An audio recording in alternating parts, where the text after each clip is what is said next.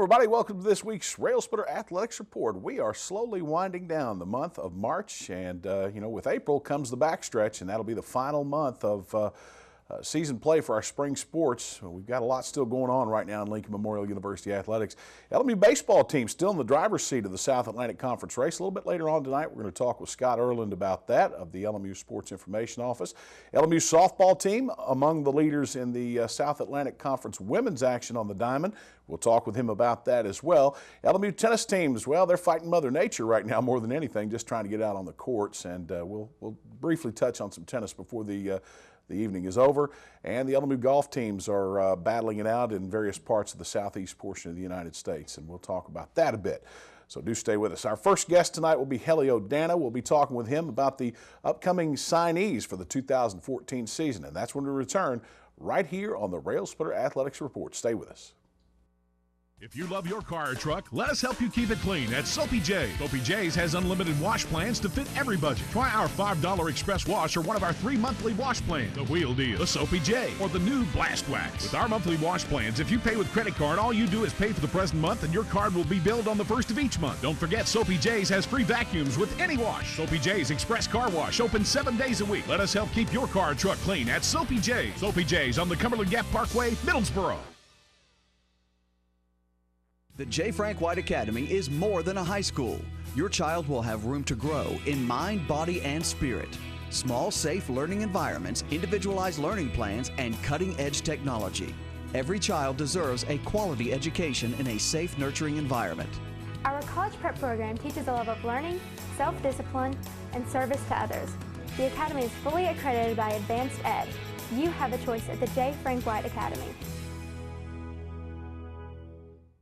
Since 1973, DeRoyal has been a leader and an innovator in manufacturing products for the healthcare industry. DeRoyal supplies more than 20,000 products and product lines such as acute care, orthopedics, wound care, and trauma. DeRoyal is proud to be the largest supplier of orthopedic soft goods to clinics and hospitals in the nation. Since its start in Tazewell, Tennessee, DeRoyal has grown to open factories in over 29 locations worldwide and employs over 2,000 people. DeRoyal, a name you can trust and an employer you can count on. Looking for efficient, compassionate, and comprehensive health care for you and your family? Visit University Medical Clinic. All providers are faculty members of LMU's DeBus College of Osteopathic Medicine and are board certified in their specialty. Multiple specialties available including family medicine, pediatrics, OBGYN, and osteopathic manipulative medicine, with locations in Harrogate, Tazewell, and New Tazewell, and most insurance plans accepted. University Medical Clinic is here to serve you. Call 423-869-7193 for an appointment. University Medical Clinic. Welcome back to the Railsplitter Athletics Report. We are in spring sports mode right now here at Lincoln Memorial University, but that doesn't mean that the other sports come to a stop. Soccer, predominantly a fall sport. We do have a spring season. It's mostly indoor with futsal. Coach L, I know that this year you've had some of that type thing going on, but for you, the recruiting process is a never-ending season. You do that all year round. Yeah, in waves, because sometimes we're looking 1 year ahead with the women, and sometimes we're looking at the straight coming up year with the men, which is good because it sort of dips out a little bit, the efforts, but yeah, it's busy, good busy. You know, when following the 2013 fall season, I'm in spring mode again, we had our first ever broadcasts of LMU soccer. While they were on a delayed basis, nonetheless, we did broadcast the soccer.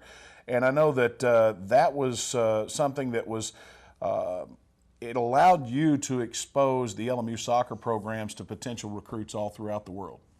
You hit it, yeah. No, it was very, very, very important, and I've been very thankful to you, to the staff, to Tony, and it does wonders to the recruiting. And it's the wave, you know, the top schools in the SEC are doing. So not that we're keeping up with the Jones, they're keeping up with us, right? But now, yeah, that's a big part of recruiting.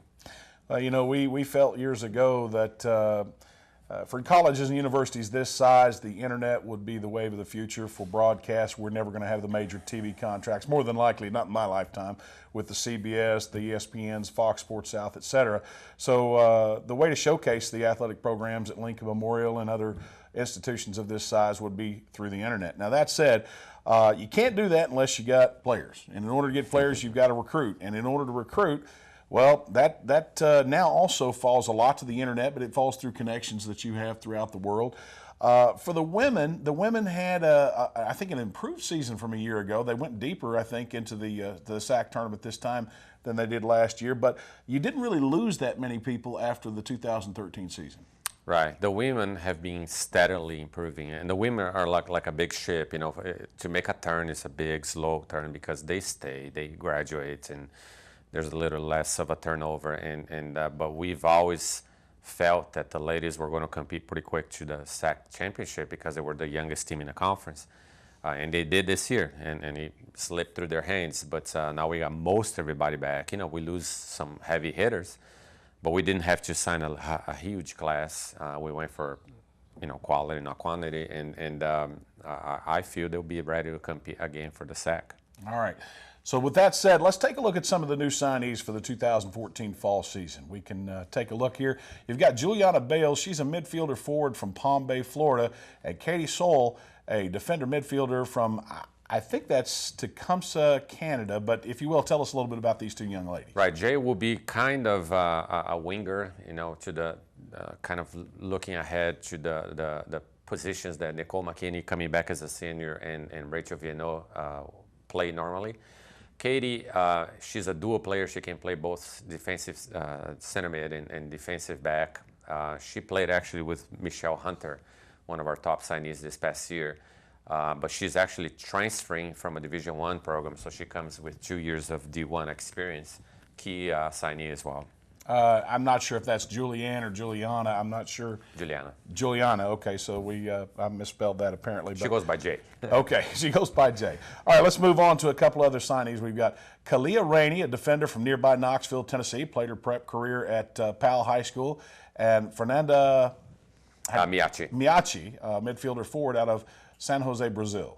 Right, Kalia, she played at FC Alliance, which is the top club in the state, and she's just pure athleticism. She's plenty capable of coming in and do what Sam Adams did. You know, I mean, obviously we got returners that will compete for that spot, but Kalia is plenty capable. And Fernanda is a proven entity. I mean, she only has 1 year of eligibility, but is a big-time goal scorer. She played 3 years of college in the U.S. at NAI, Hannibal LaGrange, but she was Freshman of the Year, Conference Player of the Year, All-American, scoring 20-plus goals a year, and she's the complete package. I wish I had her for more than 1 year, but I'll take that year. We're going to have to get on Coach L for not catching her coming out of Brazil as a freshman. Coach, when you look at last year's team, the missing pieces, obviously you lose Michelle Allen, you lose Sam Adams in the backfield, which was a huge loss defensively, and then of course you lost T. Doyle could have come back, Teresa but Doyle. she's graduating early. She had a redshirt year 1 year, but yeah, it's not a year that we lose a lot of players, but they're important players. Every time a senior stays 4 years, you know, they're important. Although Sam Adams was a junior college transfer, but now region nonetheless, one of the best defenders in the conference. So yeah, I mean, we'll miss him, but I'll say that between the returners and the new players, I think we're even capable of doing better this year. And I think the women will be, for the most part, very veteran-oriented this season with juniors and seniors, the predominant portion of that squad. Let's turn over to the men now and take a look at some of your signees for 2014. Diego Vasquez, a defender out of Newman, Georgia, and Nick Spielman. That name sounds very familiar, a midfielder from Melbourne, Florida. Yeah, Diego is a big boy. He's a left fullback. We struggled a little bit this year. We had two very, very, very good fullbacks, but when we had a match with big guys, they struggle a little bit. So this guy is 6'1", 6'2". Nick, another 6'1", 6'2". Actually, you're right. He played, or he is the brother of a former player of ours, Patty Spielman, who was one of the best players ever to play with our women. That's her brother, and he's funny. He's same position and same kind of style. So it'll be kind of a flashback kind of year. Moving right along, a lot of folks signed for the men's program next year. Marlon Meja, a midfielder defender from Melbourne, Florida, must have a connection down there, and Jalen Hill, a midfielder out of Munford, Tennessee. Yeah, Marlon is the son of a Brazilian. He's got Brazilian background. He's kind of a easy fit for us, and strong boy, technical, and got that flair. Jalen is a little bit of a project. He's very, very, very athletic, but he'll probably be kind of adapting to the college level. And moving down the line, Austin Wallace of Alcoa, Tennessee, just outside of Knoxville. There you see him sporting his new LMU sweatshirt, I'm sure he got from the bookstore. And Noah Shafleen, I beg your pardon if I mispronounced that, a midfielder out of Johnson City, Tennessee's Science Hill High School. Yeah, both of these guys are I wouldn't say local, but they're nearby. But we've historically had guys that sometimes took 1-2 years to adapt to college. Sometimes they just get it going right away, like Nick Bowman this year. So they're capable of doing either or. It would depend on how quickly they get to our level. All right. And Hissam Abdelaziz, a defender midfielder out of Louisiana. He's got ties to, I believe, Iran. And Igor Oliveira, a midfielder forward out of Sao Paulo, Brazil. Right, two heavy hitters. His son will possibly play winger, possibly play right full back, but very, very skilled, big guy. Igor, typical Brazilian, will be either offensive mid or forward. Good thing about Igor is he's already in the U.S. He's playing at IMG in Florida, so sometimes these Brazilians take a while to adapt to the American way of things, but he's already set. And the other two signings that we have as of right now, Sean Hollis, a 5'10 defender out of Oakworth, England, and then, of course, Josh Kennedy, a 6'1 defender out of Tewksbury, England. Yeah, these are two very, very important signees because we were a little shallow on our center back. You know, if we ever had injuries, which we did during the year, we struggle a little bit, and now these two guys will fill a little bit of heavy shoes on Callum Holm that graduates, but also will give us depth. All right. Coach, I'm going to be a little bit unfair to you here. We've probably got less than a minute and a half to go in this segment. If you can, in fact, 1 minute to go in this segment, if you can, in 60 seconds, give us an idea of what we can expect from both men and women in 2014. Well, first of all, there's more kids to be announced, you know, but I don't want to say that things are back to where we were in the GSC because the increase of scholarships that we're getting will be a 3-year process, but we will already see a big leap from previous years, recent years that we were under a lot of restrictions. So I'm excited. You know, I always tell the players it's not about new players, it's about returners and new players. But I think we're deep in every position. You know, we might, with the men, not be as high scoring a team as we were, but we're going to be very deep. And with the women, we will add that high scoring that we were lacking. So it will be exciting. Coach, we're looking forward to 2014 as always. Always a pleasure to have you with us, and we look forward to the new signees in the weeks and months to come. See you all there. All right, Helio Dana and the soccer teams, they take action late August or early September. We're back after this with Scott Erland of the LMU Sports Information Office on the Railsplitter Athletics Report.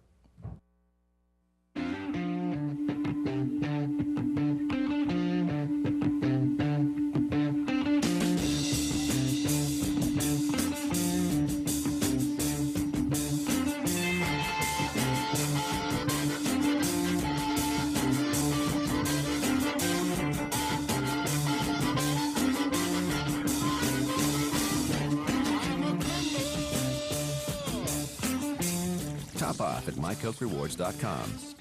No matter whether it's breakfast, lunch, or dinner, Subway of Harrogate and Middlesboro has your fresh interests at heart. On your way to work, try one of our mouth-watering breakfast sandwich or flatbread omelets. If it's lunch or dinner time, choose from our wide selection of classic, select, or premium sandwiches, all made to your order. If you're serving a crowd, Subway has sandwich platters, giant subs, box lunches, and even cookie platters. Whether it's dine in or carry out, you can eat healthy and eat fresh at Subway. Subway, 362 Catawba Avenue in Harrogate and on the corner of the Village Square Mall, Middlesboro.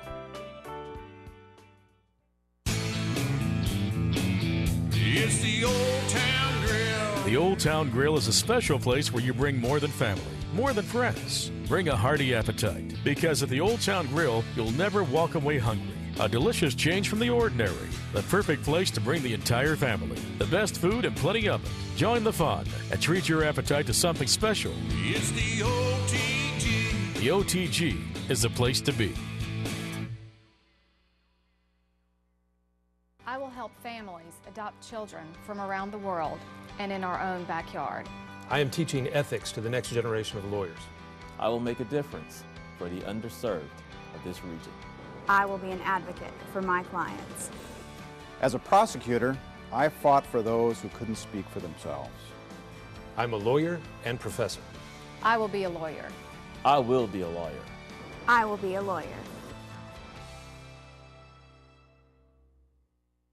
Welcome back to the Railsplitter Athletics Report. Scott Erland of the LMU Sports Information Office joins us. Scott, welcome. Happy to be here, Russ. Thanks for having me. Well, the nightmare is now over for you. The crossover seasons are behind us. Basketball is done for the year, so now you can concentrate solely on the spring sports. But even at that, you've still got baseball, softball, tennis, golf, and golf. So you got quite a few sports going. Still a full plate, and to be honest with you, Russ, I think I'd rather have the trouble of having the crossover season still. I wish we were still playing. That means we'd be in the Final Four for the men's basketball team, but unfortunately that didn't happen. But still a busy season here in the spring regardless. Without a doubt. And this is somewhat, even for the LMU students and athletes, it's a slow week because it's spring break here on the LMU campus, but the job never stops in sports information, as you well know. So even though the teams have been in practice this week for the most part and on the road in play, you still have a few things, housekeeping duties as we used to call them, and that you have to take care of. Yeah, it's kind of nice to have that week just to say, now we're done with basketball. Take a breath here, get caught up, finish up basketball season, and let's move on to the spring. Because in reality, when you're in that crossover season, it just kind of feels like a blur in terms of everything. The spring's just all of a sudden upon you. It's so now you actually get to say, okay, now it's time for the spring sports. When I was in the field, somebody once referred to the job of sports information to me as being like a fireman. You put out the biggest fire that's closest to the house and go to the next one, but there's always a fire. I kind of relayed that on as I got out of the office, and I think you can probably agree that it's pretty close to that. That's a good analogy. I really like that. I've never heard that, but that's about how it is, and it feels like you're in the middle of a fire half the time too. So, no doubt. All right, let's talk about this week's play. A couple of teams in action yesterday. The LMU softball team was on the road in conference play down in Anderson, South Carolina. Baseball team down in Huntsville, Alabama in non-conference but regional play against the Chargers of UAH. So let's go to softball first. Natalie Layden and her team off to a pretty good start this year. They started out, I think, 3-1 in league play. They're now 5-3. They split a doubleheader yesterday, but this is a team that really I still see them as having their best play ahead of them. Well, they're 5-3 in conference, but in reality, I think if you talk to Coach Layden, she would say that they should be 7-1. They're up 2-0 against in the second game, going into the top of the seventh in the second game against Coker. Coker rallies, hits 3 two-out hits in a row, take a 3-2 lead, and they end up winning that game to split. Tusculum game, we make a few errors, a few blunders in the first inning, and it ends up being costly, and we lose that one 5-2, I believe. I think that if she could have those two games back, she would, and it'd be easy to say that we'd be 7-1 at that point. And we're at the top of the conference standings instead of where we're now tied for third, I believe. Well, the Lady Railsplitters are scheduled to return to the Dorothy Neely this Saturday for a conference doubleheader with Newberry College. That's their next series. Weather kind of pushing us this weekend, and Scott, I've been telling everybody that could be a late decision on that if thunderstorms roll in as they're expected. So to check the LMU Athletics website. And we'll also have the Facebook and Twitter pages updated in terms of any changes. Of course, that's where you get your information fastest. It's much easier to type 140 characters than it is to get a release out. Yeah, we'll stay updated on it. It could very well move to Sunday where the weather looks better, but we'll see shortly. Good deal. LMU baseball team on the road yesterday, as we said, down in Huntsville, Alabama, old Gulf South Conference sister, if you will, taking on the Chargers of UAH. For Jeff Sixside, not his first trip down to Huntsville, but for many of his teammates, or his team rather, it was their first trek down there, and they took on a nationally ranked Charger baseball team. Yeah, a team that, depending on where you're looking in the rankings, they've been anywhere from near the top 10. Now they're 24th in the country. They're an interesting team, and we blew them out in the first game here last year, and then they blew us out in the second game. And then it was kind of the inverse of that yesterday, I think, in terms of that they kind of handled us easily in the first game, even though we made a late push, brought the tying run to the plate. And then game two, we end up rallying back and winning. But we have a real gritty bunch this year, and we got two great hitters in Josh Coker and Kelvin Brito, who we'll talk about later, I'm sure. And there's Josh Coker right there. But we got a real gritty bunch of hitters. We got some good arms, and it's just been really fun to watch this team this year compete. This team, well, let's talk about Jeff Sixeye for a minute. He kind of took a page out of Josh Shirt's book in that his team underwent a complete overhaul a year ago due to graduation. He loses 11 position players, comes back. They're 20-11-1 right now. They're atop the South Atlantic Conference race going into the final several weeks, for that matter, of regular season play, and really making a strong push to defend that 2013 conference tournament title. Well, and the schedule is really favorable at this point. We've already got Catawba behind us. We've already got some of the in Newberry, some of the teams that might be pushing us. Tusculum. We still and now we get to go to Mars Hill, who's 500 in league play, a team that if we're going to compete for a title, then we need to be able to take 2 out of 3 or sweep them. And then Wingate, who's right on our tails, we get them in the last weekend of the season. It's just a really favorable schedule in terms of what we have left. We get Coker at home, the defending Southeast Region champions, who they haven't been as good this year, but we still get them at home this year. So it's worked out very favorably in terms of us winning a conference title, which I think there is a definite opportunity for that. Okay, the Railsplitters are slated to be on the road Friday and Saturday over at Mars Hill, as he's already alluded to. Again, rain forecast for both days, so make sure that you check out the Twitter and Facebook pages as well as the LMU Athletics website, up-to-the-minute details on when that series will be played, what day it'll be played. All right, now, Scott, with all this said, we've got something coming up, which is the LMU Athletics Banquet. It's a much-anticipated thing. You know, there's been a lot of great individual play this year. It's something we don't normally touch on here on this show, but there are some individuals that are vying for the LMU Male and Female Athletes of the Year.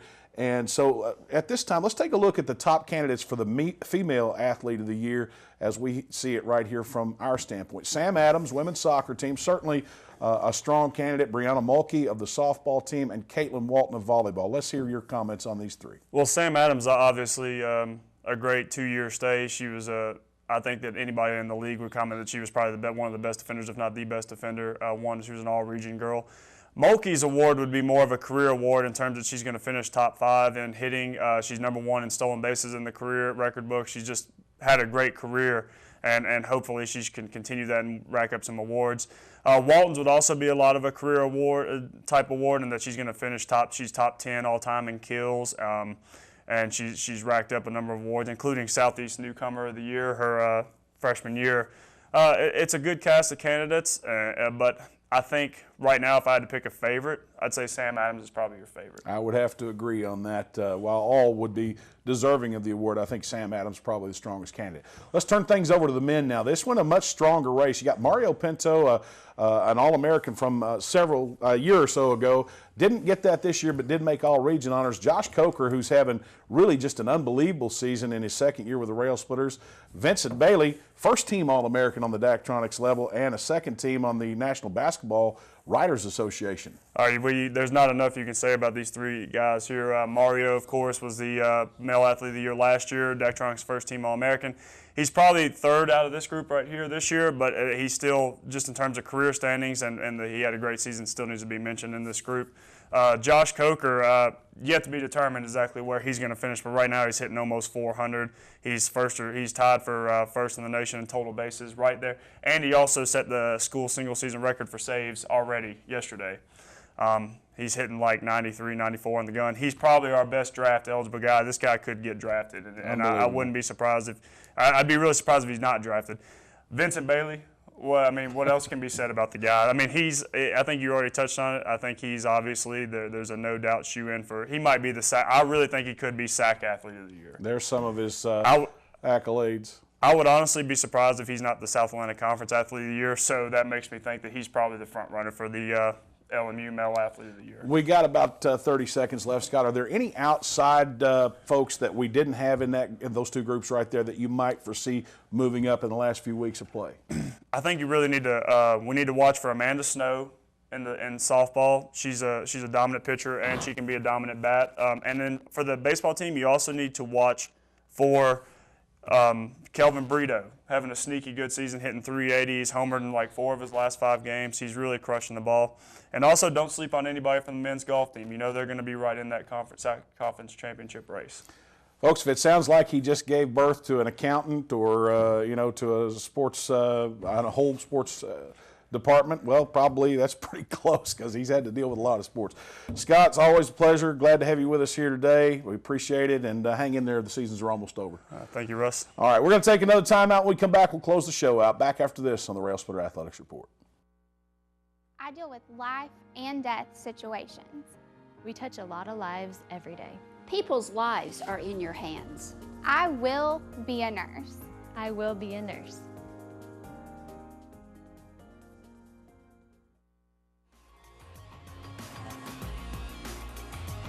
The Duncan School of Law at LMU, where innovative teaching meets cutting-edge technology.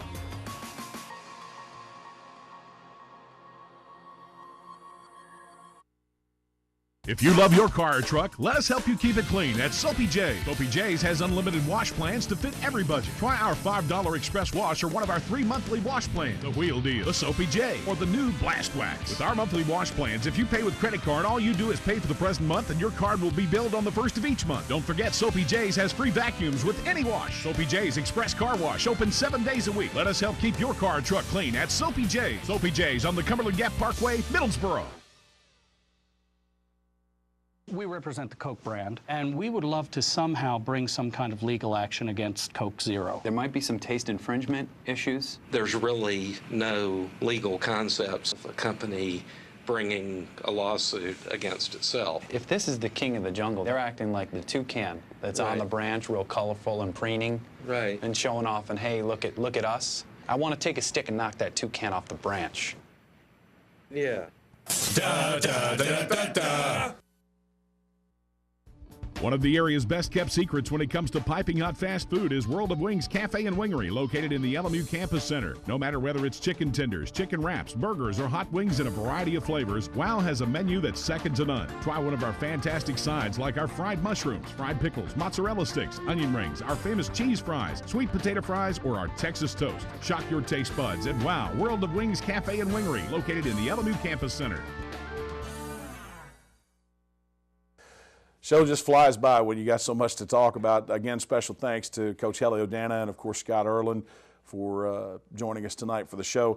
Hard to believe, folks, you know, when we begin the season each year, in the school year, there are approximately 34 weeks that we have either a weekend off or a weekend to play. There are 34 weekends of play throughout the school year.